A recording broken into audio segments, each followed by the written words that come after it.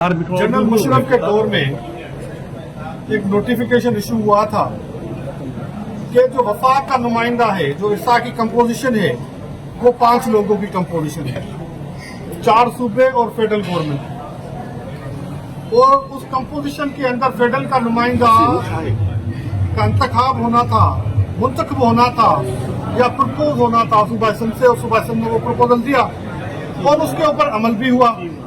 सिंध का lower riparian का right मानते हुए वो नुमाइंदा अपॉइंट किया गया सिंध का।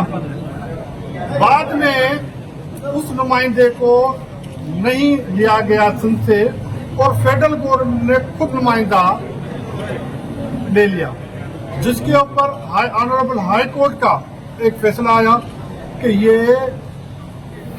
हक जो है लोअर राइपेरियन का है और वो नोटिफिकेशन फील्ड में है और उसके ऊपर अमल हो चुका है। तो ऑनरेबल हाई कोर्ट ने, मुझे जहां तक याद पड़ता है, 2016 के अंदर एक फैसला दिया था कि ये लिया जाए। उस फैसले को असेल किया वापडा ने सुप्रीम कोर्ट के अंदर, और वो सुप्रीम कोर्ट से फैसला जो है नॉन प्रोसिक्यूशन में वापडा केस हार गई, उसने परसू नहीं किया और फैसला फील्ड में आ गया 2016 वाला।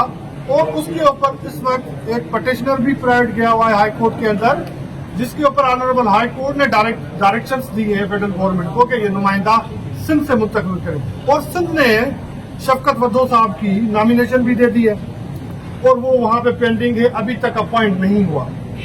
हमारा पुरजोर मुतालबा है फेडरल गवर्नमेंट से, हमने नॉमिनेशन भी भेजी है कि वो नुमाइंदा सिंध से लिया जाए।